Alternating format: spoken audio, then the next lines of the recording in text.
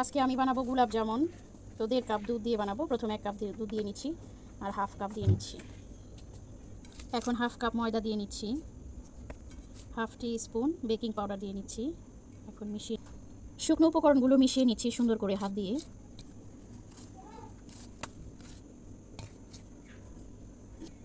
ঘি দিয়ে নিচ্ছি,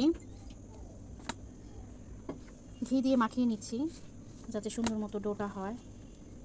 ঘির পরিমাণটা ঠিক আছে কিনা দেখার জন্য মোট করে নিচ্ছি, তারপরে দেখি ঝুরঝরা হয় কিনা। হ্যাঁ, এই যে ঝুরঝরা এরকম যদি হয় তাহলে দেখবেন যে ঘির পরিমাণটা একেবারেই ঠিক আছে। এখন গুঁড়া দুধ দিয়ে ডোটা বানিয়ে নিচ্ছি। একটু একটু করে দিতে হবে। গুঁড়া দুধটা আমি আগে থেকে লিকুইড করে রেখেছিলাম, সেটা দিয়ে একটু একটু করে ডো বানাচ্ছি। ভালোভাবে মুথে নিচ্ছি, তারপর 10 মিনিট এখন রেস্টে রেখে দিয়ে আমি চিনি শিরাটা বানিয়ে নিব। একটা পাতিল নিয়েছি, চিনি শিরা করবো বলে 1.5 কাপ চিনি লাগবে আমার, তো 1 কাপ দিয়ে দিলাম। আর এই যে 1/2 কাপ দিব। এখন যতটুকু চিনি ততটুকু পরিমাণ পানি দিতে হবে। তার মানে 1.5 কাপ দিয়েছিলাম, 1.5 কাপ পরিমাণ পানি দিয়ে শিরাটা বানিয়ে নিতে হবে।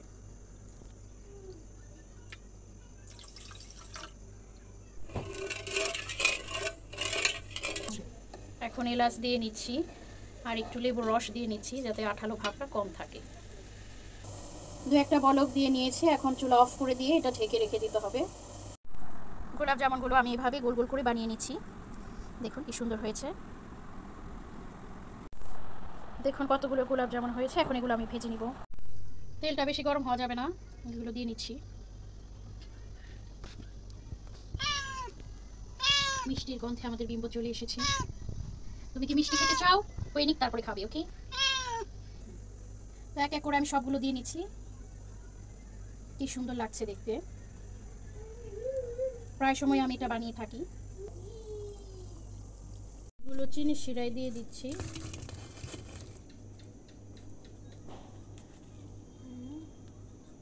এখন এটাকে ঢেকে রাখতে হবে 2 ঘন্টার মতো। মিষ্টিগুলো চিনি শিরায় দিয়ে দিয়েছি। এখন 2 ঘন্টার মতো ঢেকে রেখে দিব। যেমনটা হয়ে গেছে, এখন উঠিয়ে দেখাচ্ছি কেমন হয়েছে।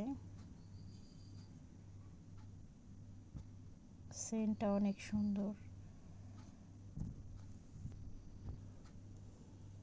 কেটে নিচ্ছি, দেখি কেমন হয়েছে।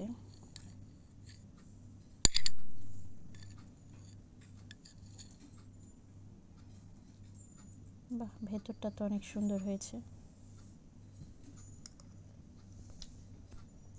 অনেক মজা হয়েছে খেতে, একেবারে দোকানের মিষ্টির মতোই লাগছে। খুব মজা, খুব মজা। ভালো থাকবেন সবাই।